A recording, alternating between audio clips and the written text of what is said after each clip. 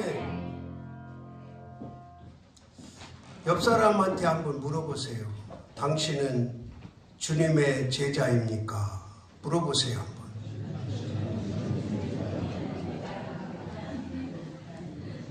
자신 있게 아멘 한 사람 있어요? 옆 사람이 자신 있게 아멘 했어요? 우리는 나는 하나님의 자녀입니다. 이 고백에는 서스럼 없이 그냥 당연하게 고백할 수 있어요. 나는 하나님의 자녀입니다. 고백할 수 있어요. 그런데 당신은 주님의 제자입니까? 그러면 정말 그 의미를 알고 아멘 하는 사람은 복된 사람이에요. 주님의 제자, 예수님의 제자. 제자란 뭐예요? 두 가지 조건이 있어야 돼요. 하나는 가르침을 받아야 돼요. 제자는 선생한테 가르침을 받은 사람을 제자라고 그래요. 우리는 간접적으로 예수님으로부터 직접 가르침을 받지는 못했지만 간접적으로 가르침을 받은 거죠.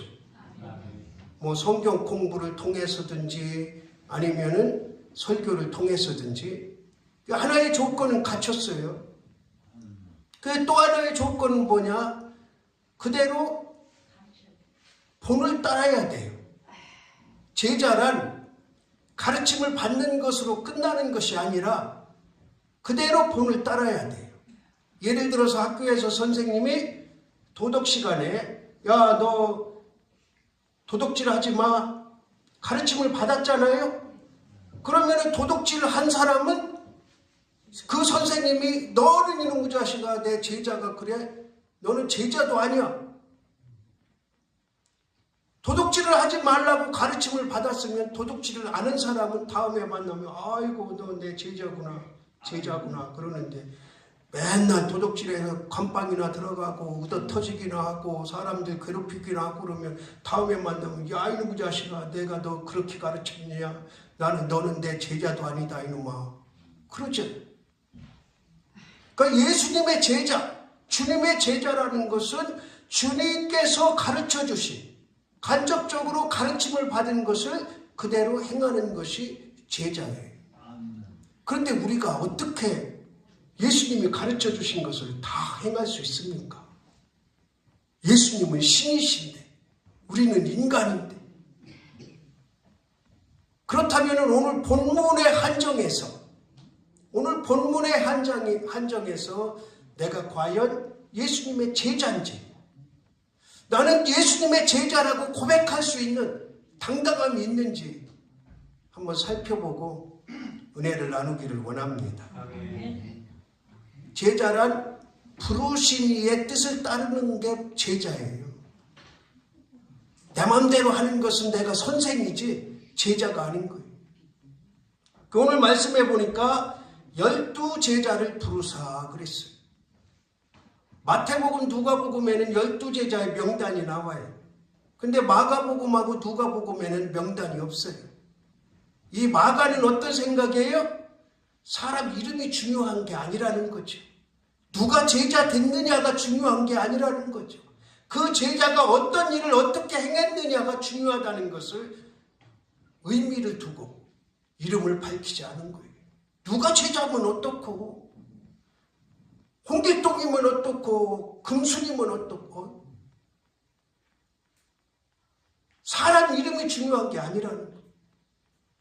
어떻게 부르심을 받았고 그 부르심에 어떻게 응답했느냐를 마가는 중점적으로 쓴 거죠. 그렇다고 해서 뭐 마태나 누가가 이름 넣었다고 해서 잘못된 건 아니에요.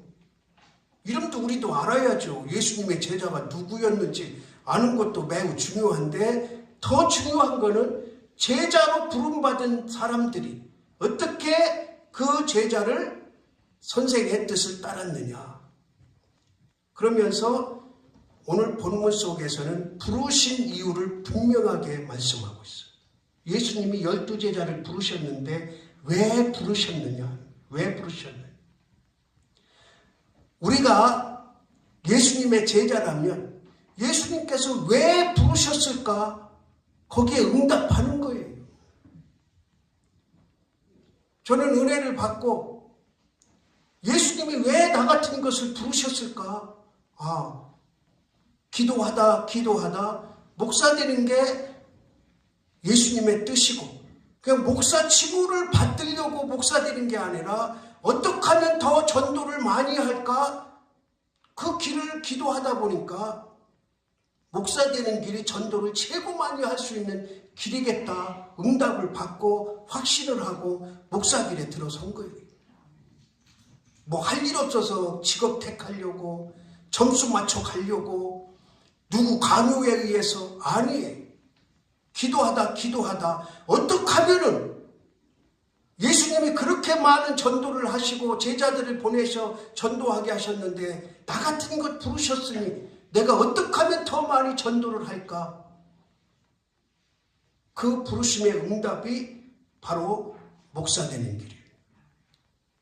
그리고 나서 부르심으로 끝나는 게 아니라 따라합시다. 보내셨다. 주님께서 저와 여러분을 보내시고 부르심으로 끝나는 것이 아니라 보내시는 줄 믿으시기 바랍니다. 하나님께서 우리를 부르신 목적은 뭐예요? 천국 백성 삼으시려고 부르신 거예요. 천국 백성. 우리의 궁극적인 목적은 천국 백성이에요. 그런데 천국 백성 되기 전에 보내심을 받은 거예요. 보내심. 부르시고 보내시고. 그러니까 이 땅에 사는 동안은 누구에게나 보내심을 받은 은혜가 있는 줄 믿으시기 바랍니다. 어떤 사람은 먼 데 가서 전도하고, 어떤 사람은 가까운 데서 전도하고, 또 전도에 뭐 달란트가 있냐 없냐 따지기는 그렇지만 정말 나는 전도는 어렵다 하는 분은 또 다른 부분에서 섬기도록 부르시고, 그러니까 우리를 다 보내신 거예요. 보내신. 각자 처소에서 그냥 앉아서 교회만 왔다 갔다 하고 천국 갈 생각만 하지 말라고 그렇게 부르신 게 아니라 보내심을 받았다는 사실을 분명히 마음속에 간직하기를 원합니다. 그 다음에 또 부르신 이유가 하나가 더 있어요. 오늘 7절에 보니까 보내시고 그 다음에 뭐하고? 권능을 주시고. 따라합시다. 권능을 받았다. 그러니까 저와 여러분은 다 권능자예요. 권능자. 그러니까 권능자라는 것은 뭐냐? 세상 사람들은 할 수 없는 일을 할 수 있는 자들이 권능자예요. 그냥 뭐 어떤 특별한 일을 사람들이 잘 못하는 것, 죽은 자를 살리는 것만 권능이 아니고 세상 사람들은 하지 못하는 일. 그러니까 저와 여러분은 하나님으로부터 부르심을 받았잖아요. 그리고 보냄을 받았잖아요. 근데 보낼 때 그냥 보내지 않으셨다는 거예요. 뭐를 주셔서? 권능을 주셔서 보내셨다. 그러니까 일할 맛이 나는 거예요. 그냥 나 혼자 힘으로 해결하려고 그러면 아무것도 할 수 없을 텐데, 따라합시다. 주님이 권능을 주셨으니 할 수 있는 거죠. 그 주님의 권능을 믿는다면, 하나님의 전능하심을 믿는다면 우리에게 주신 권능을 가지고 할 수 있다는 거예요. 그리고 하나님은 할 수 있는 만큼 맡겨요. 그 여러분 가운데 지금 내가 교회에서 봉사하고 믿음 생활하고 그게 뭐가 됐든지 참 힘들고 어렵다. 그렇다면은 주님의 권능을 의심하는 거예요. 근데 저는 목회를 한마디로 정리하라. 지난 시간에도 잠깐 말씀드렸지만 참 어려워요. 어려워. 뭐 생활이 어렵고 하는 일이 버거워서 어렵고 사람들이 속썩여서 어렵고 그래서 어려운 게 아니고, 저한테 제일 목회가 어려운 거는 말씀대로 살기가 어려워. 그렇다고 또 내 입맛에 맞는 내 한정된 말씀만 선포할 수도 없고 성경에 있는 말씀을 다 선포해야 되는데 그 선포한 대로 사는 게 너무너무 힘들어. 그러니까 얼마나 죽어라 노력하고 애쓰고 인내하고 절제하겠습니까? 다른 거는 어려운 게 없어요. 다른 거. 뭐 몸으로 세상 말로 때우고 정신적으로 뭔가를 고민하고 연구하고 이런 건 어떤 때는 재밌어요. 재밌어. 그런데 말씀을 선포하고 말씀을 준비하고 이 말씀이 이렇구나. 그거를 실천을 해야 되니까 어려운 거예요. 실천을 해야 되니까. 정 안 되는 거는 하루 척이라도 해야 되니까 어려운 거예요. 그래서 정말 한마디로 목회는 어렵다. 그러나 주님이 권능을 주셨기 때문에 지혜를 주시고 권능을 주셨기 때문에 이 자리에 서 있는 줄 믿습니다. 내 능력으로는요 어린 반푼어치도 없어요. 주님의 권능을 믿고 의지하고 그 권능을 믿고 지금까지 온 거죠. 그 다음에 또 중요한 말씀이 나와요. 8절 처음에 보니까 따라합시다. 명하시되. 따라합시다. 보내심은 명령이다. 명령이에요. 명령. 자, 부르셨죠? 보내시죠? 권능을 주시죠? 그리고 명령하는 거예요. 너 가라. 마태복음 28장에서도 마지막에 그러잖아요. 너는 뭐야 해서? 가서. 그냥 거기 앉아있지 말고 뭐해서? 가서.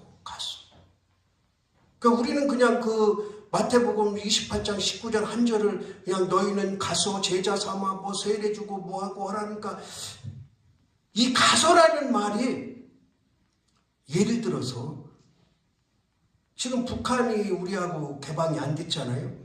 그러면은 지금 하나님께서 갑자기 저한테 너 북한 가서 복음 전하라. 북한으로 가라. 그러면 갈 수 있어요? 없어요? 못 가요. 목숨 부지하고는 못 가요. 미국이나 캐나다나 어디 그런 시민권이나 있으면 몰라도 대한민국 국적 가지고는 들어갈 수가 없어요. 더군다나 목사라는데. 모르겠어요. 북한에 내 이름이 빨갛게 적혀 있는지는 어쩐지는 모르겠지만 그래도 여기서 40년 동안 목회한 사람 이름이 없겠어요? 총살감 1호 목사. 그리고 들어가면 여권 보고 대한민국 조사해 보니까 목사네. 들어갈 수 있어요? 없어요? 없어요. 그래도 가라면 어떡하는 거예요? 가야죠. 지금 여기서 28장에서 가라는 것은 그냥 평범하게 너네들 시간 있으면 가고 할 수 있으면 가고 그런 말이 아니에요. 이제는 너희들 가면 복음 전하다 죽는다. 그래도 가라. 그래서 12제자 가룟 유다만 빼고 다 순교당했잖아요. 요한만 빼고. 요한도 뭐 정상적인 삶에서 살지 않았죠. 반모섬에 유배됐죠. 유배. 그러니까 그 12제자 가운데 제대로 생을 산 사람이 한 명도 없어요. 왜? 주님이 가라 그러니까 가는 거예요. 그냥. 앞에 십자가가 있든 칼이 있든 총이 있든 그게 명령이에요. 명령. 우리가 예수님의 제자다. 그리고 우리를 보내심을 받았다는 것은 그냥 내가 편리대로 하고 싶으면 하고 말고 싶으면 마는 게 아니라 따라합시다. 명령이다. 그 시대적인 상황에 따라서 조금 다를 수는 있지만 이 당시에는 어떤 어려움을 당할지 알 수 없는 상황. 더군다나 예수님이 승천하신 이후에는 정말 어려운 그런 환경이고 상황이었지만 가라는 명령에 다 응했습니다. 제가 목회를 하고 이제 신학을 하고 쭉 이렇게 한 40여 년을 돌아보면 한국에 아주 그냥 센세이션이라고 해요. 놀라울 만한 그런 세미나가 3가지가 있어요. 3가지. 여러분들도 많이 들어봤을 거예요. 90년대 초반에 다락방. 처음부터 유광수가 이단자가 아니었어요. 다락방이라는 그 세미나를 시작하면서 웬만한 목회하는 사람들을 다 거기 세미나 가서 다락방 들었습니다. 그런데 다락방이 좋은 거 하나 있어. 목사들한테 기가 막히게 좋은 거. 설교 준비 안 해도 돼. 원고 하나 주면 그거 그냥 갖다 읽으면 돼. 그러니까 어떤 개차반 목사는 저 뒤에 앉아서 집사가 올라와서 그거 읽는 거 듣고 앉아서 마지막 축도만 하고. 그게 다락방이야. 교회론이 없어, 교회론. 그래서 한 3, 4년 지나서 다 웬만한 교단에서 이단으로 정제했어. 그런데 이단 정제되기 전에 다락방 세미나 안 간 사람 별로 없어요. 특히 우리 통합청 목사들 별로 없어요. 그만큼 부흥을 일으켰어요. 그리고 두 번째 부흥을 일으킨 게 두날개라고. 두날개. 주변의 목사들이 나보고 왜 두날개 안 하냐, 두날개 해야 목회된다, 두날개 안 하면 목사도 아니다, 이렇게 말하는 사람들이 수두룩 답답했어요. 제 주변의 목사들 두날개 거의 다 했어요. 그런데 물론 다락방을 하든 두날개를 하든 해서 그거를 잘 교회에 접목시켜서 부흥시키고 발전시킨 교회들도 혹간 있어요. 아주 없는 건 아니에요. 그런데 처음에 팍 부흥 일어나서 이거 아니면은 교회가 설 수 없는 것처럼 막 그렇게 하다가 시들시들해서 지금 두날개 어디 있어요? 없어졌어요. 두날개 하던 교회 대부분이 다 찌그러졌어요. 흔적도 없이 사라진 교회들 수두룩 답답해. 그리고 가장 많이 목사들이 참여한 제자훈련. 근데 아마 이렇게 이만한 규모, 이렇게 아주 큰 교회들 말고 이렇게 목회를 열심히 하는 목사들 치고 다락방, 두날개, 제자훈련 하나도 안 한 사람은 그렇게 많지 않아요. 저는 하나도 안 했어요. 그러면 그런 게 관심이 없느냐? 아니에요. 저는 먼저 책을 사요. 거기서 나오는 책을 다 사요. 그리고 세세히 연구를 해요. 야, 이거를 하면 우리 교회에서는 뭐가 유익이 되고 어떻게 하면 되겠다, 어떻게 하면 좋겠다 연구를 하는데 다락방은 벌써 교회론이 없어. 그거는 쳐다도 안 봤어요. 두날개 주변에서 막 목사님 가자고 끌고 가고 내가 돈 없으면 그거 보여, 그거 등록비 대줄 테니까 가자고 하는 목사들도 있었어. 책을 다 샀어. 우리 교회는 안 맞아. 우리 교회는 안 맞아. 다른 교회는 맞는지 몰라도 내가 그걸 다 연구해 보니까 우리 교회는 안 맞아. 왜 안 맞느냐? 여러 가지 있지만 첫째는 우리 교회는 격차가 너무 심해. 나이 격차가. 아주 젊은 사람부터 할머니, 할아버지까지 있어. 이 나이 격차를 두날개로 커버하기는 조금 힘들더라. 내 능력으로. 그래서 책을 다 연구하고 훈련은 안 받았어. 제자훈련 쫙 봤어. 좋아. 너무너무 좋아. 그런데 마지막에 약해. 뭐가? 전도가 약해. 전도가. 나는 전도에 그냥 혈안이 돼 있다시피 한 사람인데 제자훈련, 성경 공부는 아주 고급적, 성경 지식은 고급적. 신학교 내놔도 부족함이 없을 정. 오히려 신학교에서 배우는 것보다 더 고학문이야. 7단계 정도 가면. 그런데 전도가 약해. 그래서 이것도 아니다. 그러니까 이 세 가지가 공통점이, 제가 이걸 판단하는 거예요. 사람 제자 만드는, 사람 제자. 주님 제자 만드는 게 아니고 사람 제자 만드는 거. 그 두날개한 교회들, 목사한테 충성하는 교회들 많아요. 교회 충성하고 주님께 충성하고 하나님께 충성하는 게 아니라 목사한테 충성해요. 그러니까 전광훈 같은 건 나와가지고 여기 담임 목사가 빤스 버릇하라고 하면 안 벗는 거는 충성하는 게 아니고 빤스 벗어야 충성하는 자라고 그딴 소리나 하지. 다 자기 제자 만드는 거. 여러분 상상이나 됩니까? 그런데 전광훈이가 그런 말은 했지, 다른 목사들도 상당수가 자기 제자 만드는데 혈안이 돼 있어요. 그러니까 조금 서툴리면 싸우고 지지고 볶고 나가고. 그가 다락방, 제자훈련, 두날개한 교회들 특징이 뭐냐? 자주 싸워. 목회자하고 교인하고 자주 싸워. 목사한테 충성하다가 조금 실망되거든. 그러니까 이제 서운해하면 서로 이제 또 티격태격 하다가 싸우고, 아이고 나 이놈 교회 없으면 내가 믿음 생활 못하냐고 또 기어나가고. 그러다가 시들시들해서 지금 다 없어졌잖아요.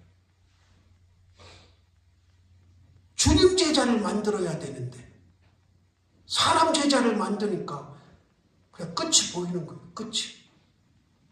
이 기독교 역사가, 개신교가 2000여 년을 이어오는 이유가 뭐예요? 주님 제자들이 있었기 때문에 그래. 폴리캅 같은 제자, 사도 바울 같은 제자, 주기철 목사님 같은 제자, 주님의 제자들이 이어져 내려오는 거예요. 사람 제자들이 아니라. 저는 이 설교 준비하면서 이제 마지막이니까 얘기하는 거예요. 뭐 나를 욕하든 뒤통수를 때리든 뭐 하든 상관없어요. 예전 같으면 이런 말 못해.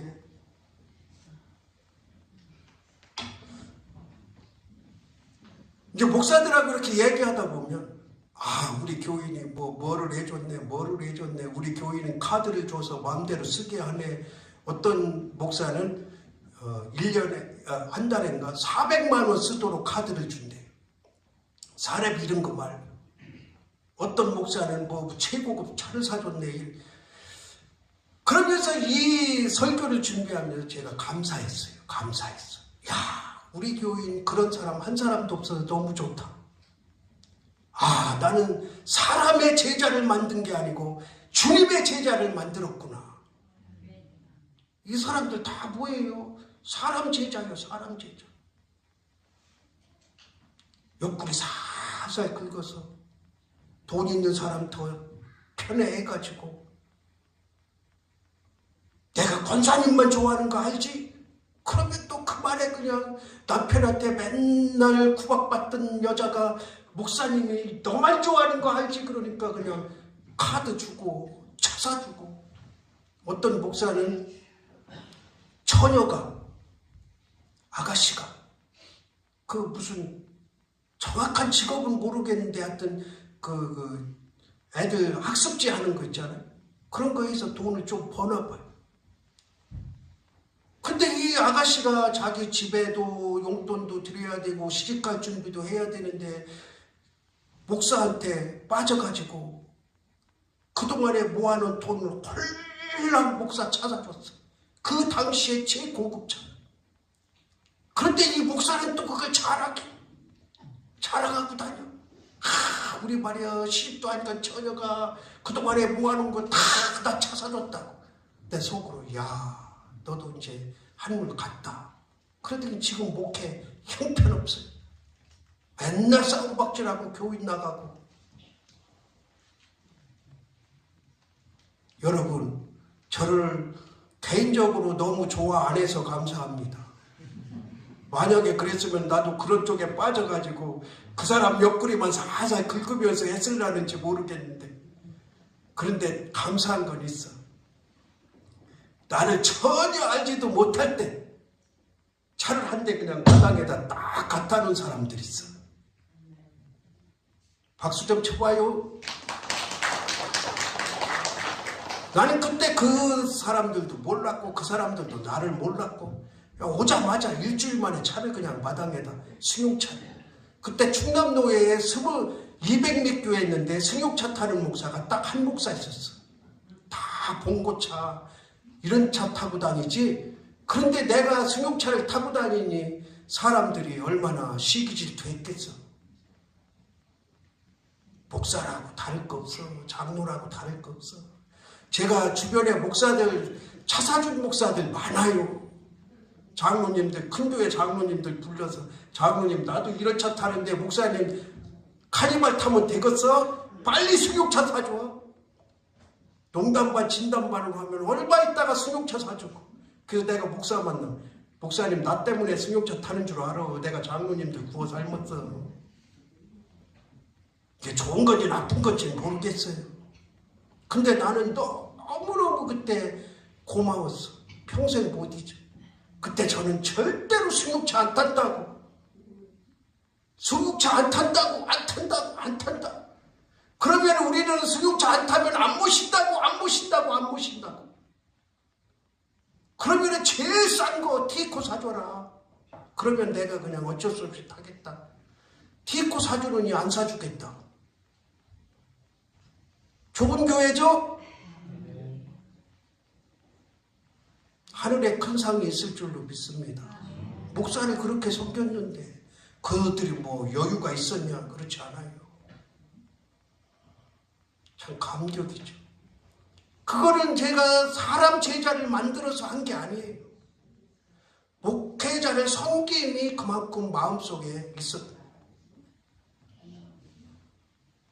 그러니까 우리는 오늘 말씀을 통해서 보면 사람 제자가 아니라 주님의 제자가 되어야 될 줄로 믿습니다. 그러니까 그 권능을 받고 12절에 보니까 제자들이 나가서 회개하라, 전파하고. 이게 이제 예수님의 일성이에요.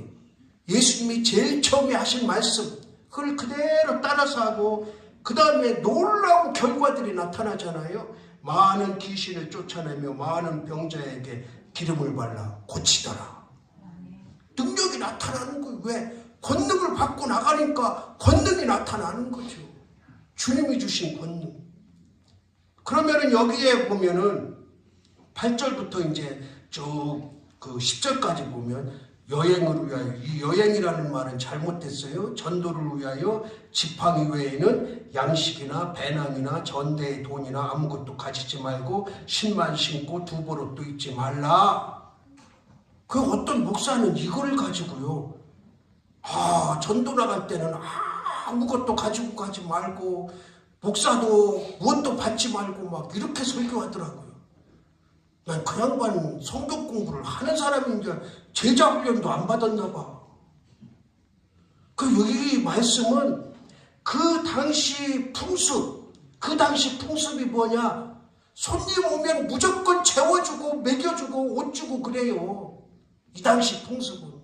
그러니까 제가 그 이슬람권에 전도 가면 그러잖아요. 정말 가보면은 치질이도 못 살아.